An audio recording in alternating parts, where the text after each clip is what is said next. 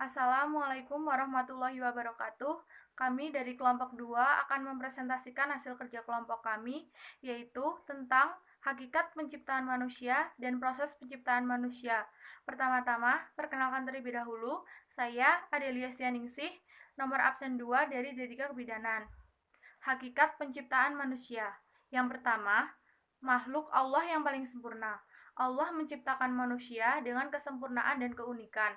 Hal ini dilihat dari segala hal yang menyangkut fisik dan jiwa seorang manusia. Ia berbeda dengan makhluk lainnya, dan bahkan Allah memerintahkan malaikat untuk bersujud kepada Nabi Adam alaihissalam karena akal dan pengetahuan yang dianugerahkan kepadanya. Sebagaimana firman Allah Subhanahu wa taala dalam surat At-Tin berikut ini.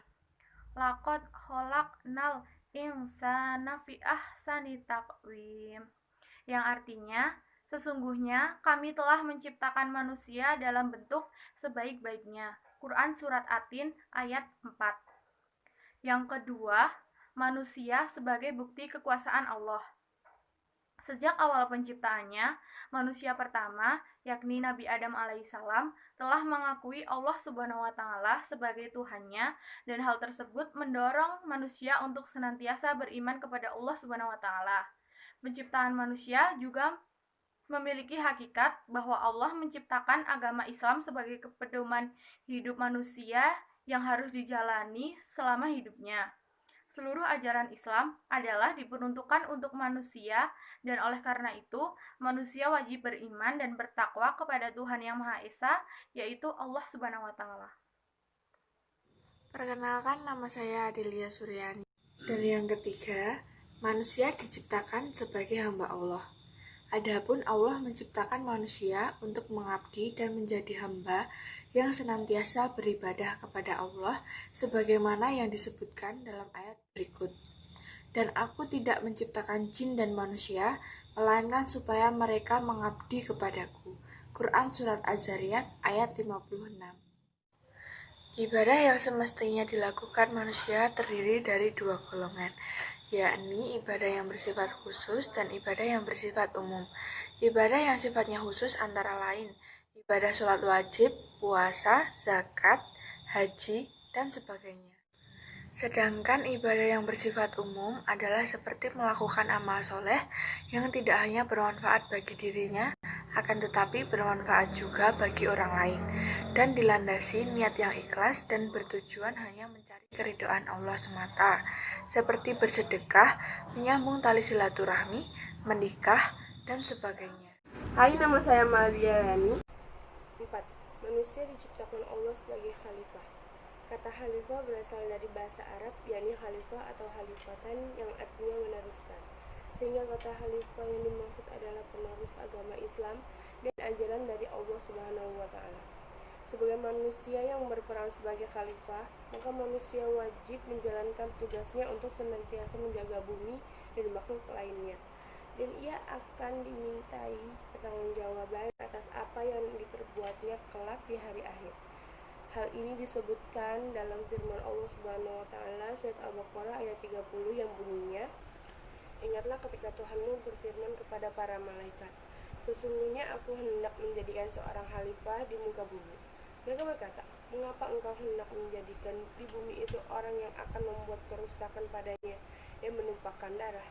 Padahal kami senantiasa bertasbih dan memuji engkau dan mensucikan engkau." Tuhan berfirman, "Sesungguhnya aku mengetahui apa yang tidak kamu ketahui." Surat Al-Baqarah ayat 30. Penciptaan manusia. Proses kejadian manusia. Yang satu, proses kejadian manusia pertama, yaitu Nabi Adam alaihissalam. Alladzi ahsana kulla syai'in khalaqahu wa bada'a khalaqal insana min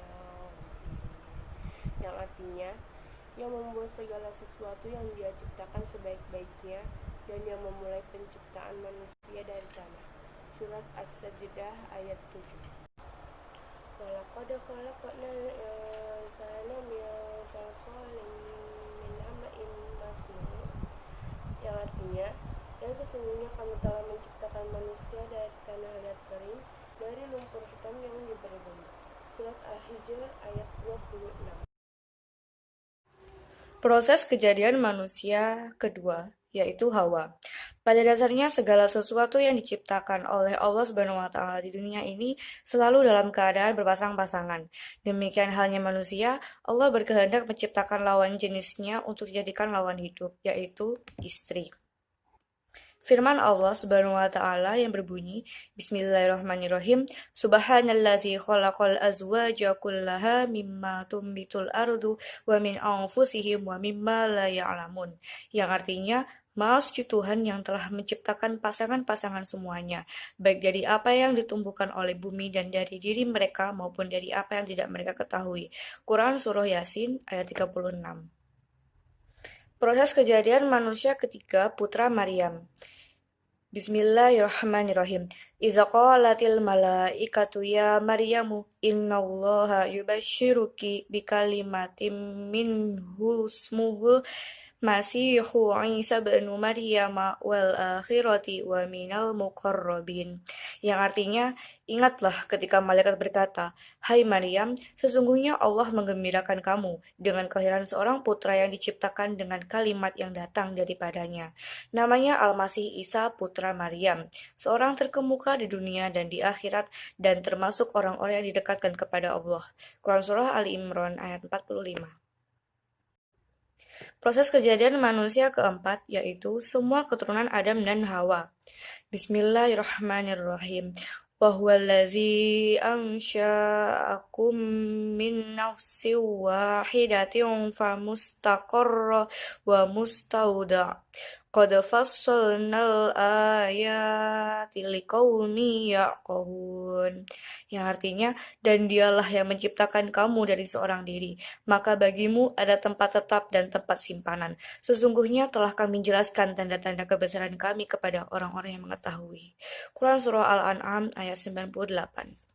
Assalamualaikum, nama saya Vanessa Pramugita. Yang pertama, bibit sperma atau sulalah dari saripati tanah. Yang kedua, ada air mani atau nutfah.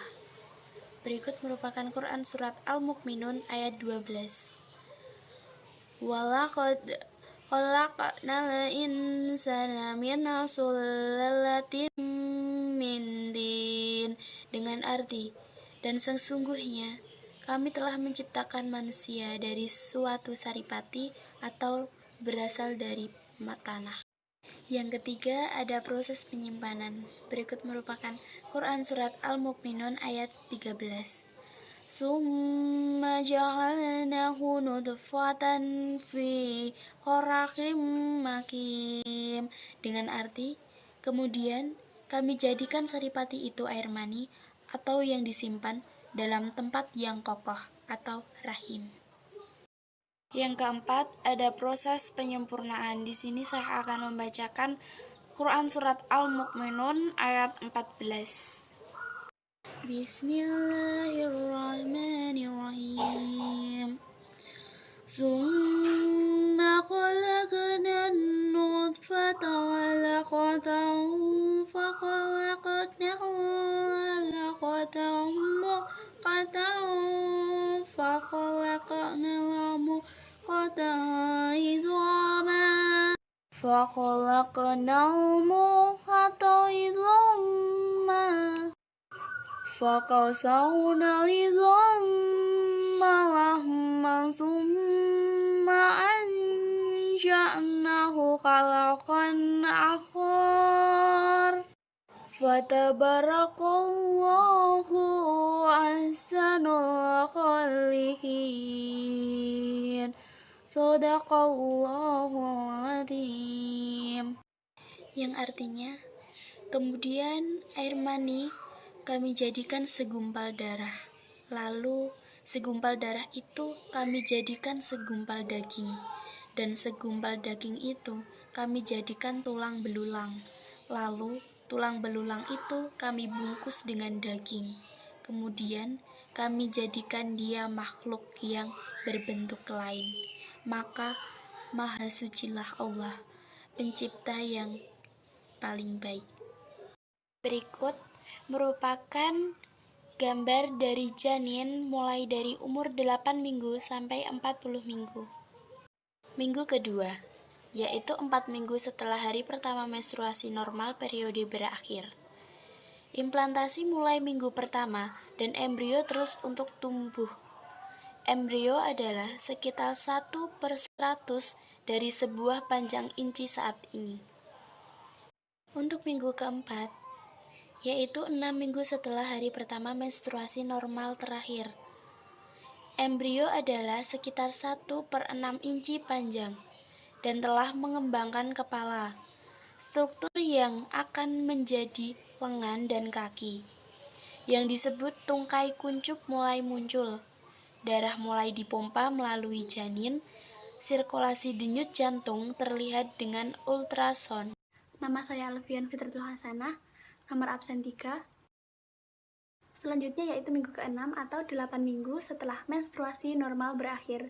Pada usia ini, embrio berukuran sekitar 3% dan telah memiliki 4 bilik jantung, jari-jari tangan dan kaki juga sudah mulai terbentuk. Aktivitas refleks mulai dengan perkembangan otak dan saraf. Selanjutnya yaitu minggu ke-8 atau 10 minggu setelah menstruasi normal berakhir. Pada usia ini, otak bayi berkembang pesat dan jari-jari mulai mengepal. Selanjutnya yaitu minggu ke-10 atau 14 minggu setelah menstruasi normal berakhir. Pada usia ini, indera perasa sudah mulai terbentuk. Selanjutnya yaitu minggu ke-14. Ketika usia kehamilan menginjak 14 minggu, janin akan semakin bertambah besar, hingga memiliki berat sekitar kurang lebih 0,05 kg, dengan panjang kurang lebih 7-10 cm. Selanjutnya yaitu minggu ke-18.